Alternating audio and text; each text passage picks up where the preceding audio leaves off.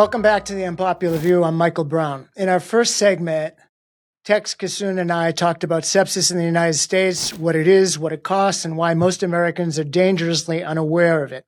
We talked about Kyle Busch. We talked about my own experience 1 year ago today, plus or minus a couple of days.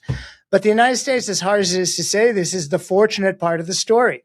Because what sepsis does in Sub-Saharan Africa, a place where I've been going to over 50 years, in South Asia, which I've spent a lot of time in too, in the poorest communities in Latin America, to mothers giving birth without skilled attendance to their newborns in the first days of life, it's of a different order of magnitude entirely.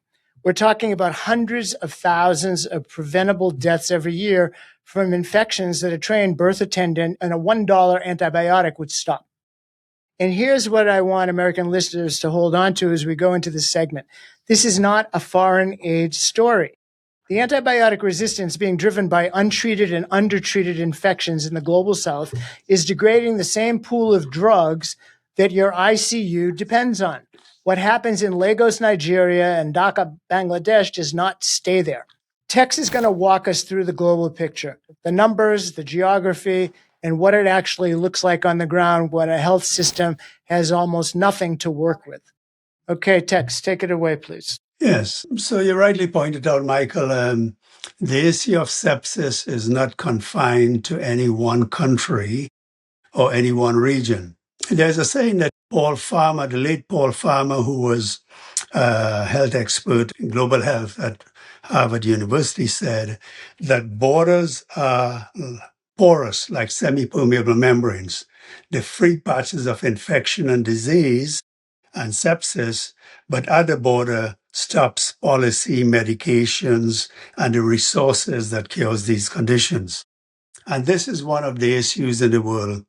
I need to stress that sepsis is primarily a disease of the poor and the underprivileged, although anyone can get it. And this is the problem in, as you mentioned, the global south. When we look at the study I quoted before that we did in 2020, in the Lancet, we found that 85% of sepsis cases and 85% of deaths occurred in Sub-Saharan Africa and in South Asia. So these are mammoth number of people, millions were dying. At that time also, we noted that because of the different demographics, that the sepsis in Sub-Saharan Africa and Asia were disproportionately affecting the young and the poor because of the fact that in many of those countries, as you know, you've traveled widely, much of the population is 50% or more under 16 years of age. So it's large populations that we're dealing with. And more so in those populations with poverty, there is also the overlay of having malaria. Their anemia is very common, malnutrition is very common, and 50% of the cases in children who died from sepsis were complicated by malnutrition. So, and there's a lot of TB also. So these were the vulnerabilities I spoke about, the comorbidities that really makes you more vulnerable to sepsis.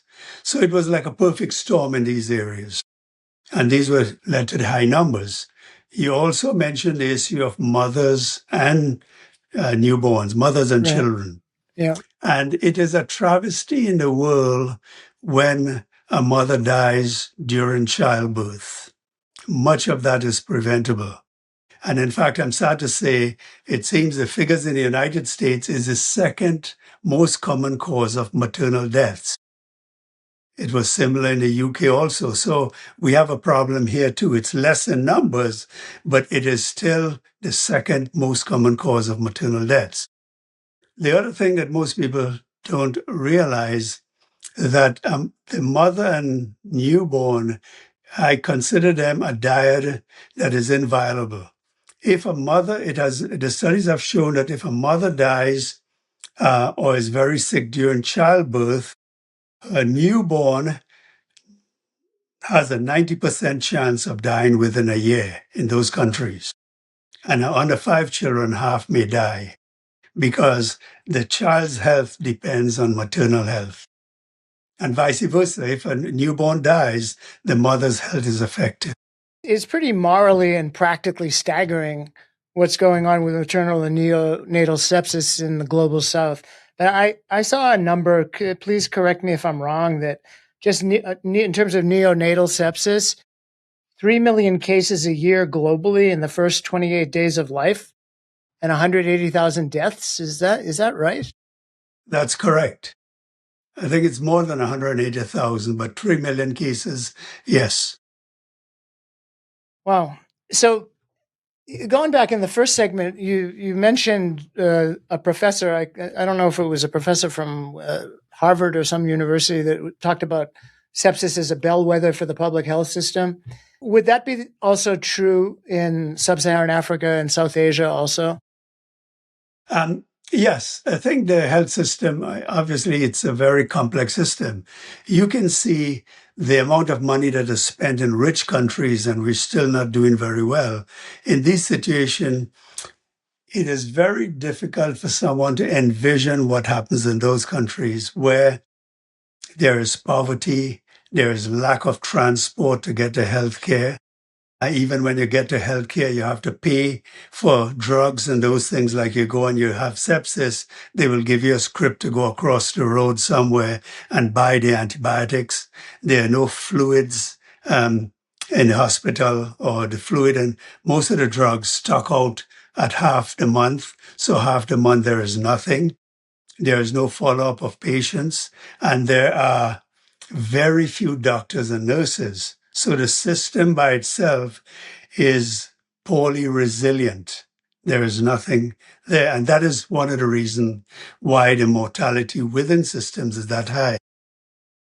You know, Tex, I had forgotten about this. I'm going to tell you an anecdote, and you can diagnose what it was that I'm actually talking about. But in 1984 or 5, while I was working in Somalia, I worked in all of central Somalia and what's called the central rangelands. I was working with pastoral nomads across the whole middle third of the country. It was the biggest rangeland management project that was ever funded, I believe. Anyway, I used to spend more than half of my time in central Somalia, the rest of it in the capital of Mogadishu. So one time I was out in the very, sort of the more northern part of the central rangelands, in between a town called Hobyo and Galkayo, which Galkayo is on the Ethiopian border. And we were counting. We were out looking for livestock and doing livestock counts in the rangelands, and talking to nomads moving their livestock around for range management purposes. And I ran into a man who pleaded with me that his wife was really, really sick, and could I please take them to a clinic? Well, of course, this is a problematic situation when you confront this, because I was working on a U.S. government project, and you're not supposed to, do any type of thing like that. But you're stuck with a moral dilemma. In any event, I couldn't let this woman simply die in the middle of nowhere. And it was the road system horrible. I ended up taking her backwards a couple of hours back to Hobyo versus to the better, more likely hospital, which was further away in Galkayo. When we got to the clinic in Hobyo, there was nobody there. It took a little while to find somebody to open the door. And when we got inside, the only thing that the clinic had was some balls of cotton and a little bit of alcohol. Mm. And then about an hour later, thank God the woman, made it to the clinic from my standpoint anyway. And the husband came and thanked me, and he said, God took my wife, she died. And now I'm thinking now, could it have been from sepsis? She had the baby was still, she wasn't able to give birth. So the baby was inside her. So yes, prolonged labor can sort of predispose you to sepsis also. So, that's what I'm thinking. Yeah, prolonged labor. It was. I'll tell you, Tex.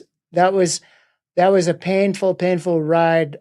The screeching. I actually had forgotten it. Okay, sorry to deviate a little bit, but I think it's actually, if you're saying it could have been sepsis, maybe it's on topic. Okay. Here's an argument I want to make to American listeners who are thinking, that's terrible, but it's not my problem. Tell me if I have this right. Antibiotic resistance has no passport. The problems that a woman like that, perhaps, people in the middle of nowhere in countries in Sub-Saharan Africa or South Asia or Oceania or the South Pacific, wherever, it doesn't have a passport like you said before. Could you just walk us through that? Yeah. Well, both sepsis and antimicrobial resistant issues are intertwined. It's difficult to talk about one without the other. So when you look at the issues in other parts of the world, I bring it back to people to understand the issue of what happened during the COVID-19 period. This was something that started in China, and you can see how it affected the entire world, the pandemic. You can see the issues of Ebola in Africa, and the rest of the world is already on alert for it, same as SARS. But in sepsis, beyond pandemics, when you look at the way the world people travel all over, the millions of people going back and forth, that we cannot isolate ourselves, because if someone picks up a disease or sepsis in one part of the world, it is likely it could land on someone else's door. It could be an organism that it is not commonly seen in an area. I will give you an example very close to me. A friend of mine, classmate, a few years ago, went to New York from Trinidad, where we grew up, to visit his grandchildren in Long Island, New York. Mm-hmm. He ended up getting sepsis there and almost dying from it. And the irony of it, he ended up in the same hospital at that time called Long Island Jewish, where we started the Global Sepsis Alliance. He was taken care of, he did well. But the thing is, he got an organism called leptospirosis, which is common in the tropics. You may have heard about it. It's in water, lakes. And what he did, he cut his lawn barefoot. There were rain fell and there were frogs and those things. He got leptospirosis. Right. And it took them almost 2 or 3 weeks to diagnose it in New York. But it was from somewhere else. We know that, I'll give you stats in Canada, I guess, similar to the US, about 20 to 25% of Canadians were born somewhere else in the world, Right. 50% of those in tropical countries, Right. and they travel back and forth. So the antimicrobial resistance in India, I can tell you it's likely in Canada already. Once you travel, you get in contact with friends, families there and those things, you get the same microbial flora it transports to another country, right? People Yep. go visiting and those things. So Yep. antimicrobial resistance are all over. Yep. Same as tropical diseases. It spreads and it is present all over. In fact, a colleague at the University of Texas has said some time ago, years ago, he said you can close the southern border, but there are millions of cases of diseases that are native to South America that is already in the US. Right. So we cannot protect ourselves without protecting others. So take, for instance, the US military. Mm-hmm. They are all over the world. They're in the Middle East now. They're obviously in Vietnam, Cambodia, you name it, all over countries, surveillance, etc. Well, they can be exposed to malaria, dengue fever, and those diseases there. So to protect yourself in the United States, you need to know how to protect yourself out there. And that was one of the reasons, I think, if you look at the British, when they owned 1/3 of the world, they had the tropical field stations all over the world. Right. To understand the tropical diseases, because borders does not matter. Right. Okay. So when you're talking to a health minister in West Africa or South Asia, what's the conversation like? Do you ask what they have, what kind of equipment they have, what kind of, supply chains they have, what do they need? And you talk about realistic solutions within the context of what I'm imagining are highly challenged public health systems? Mm. So yes, they're very, very highly challenged. And there are two levels of speaking to ministers and health experts and policymakers in these countries. For one, the work that we are doing, say, for instance, in East Africa, several countries, we have put frugal technology to follow patients when they go home, etc. Technology so we can triage patients within the health system. So we explain to that we can go to the minister or the ministries and introduce ourselves and say, here's what we've had funding for, and here's what we are doing to improve the outcome for sepsis in this region. And many of the time, they would adopt those techniques and then put it in the healthcare system. But I think once you get their attention, it depends if I'm going there from as representing the Global Sepsis Alliance, what I would speak to them about is the agenda that we have created, the 30 agenda for sepsis. And what that means is that we need high level political involvement. The government needs to be behind this. We need also education of the entire public. So it's a whole society response. Because studies have shown, I'll take for instance, in children's sepsis, if a mother completed high school education, right, or 8 years of school, her under 5 children has a 31% less chance of dying. And if the father does the same thing, they have a 17% less chance of dying. Right. So education matters, Right.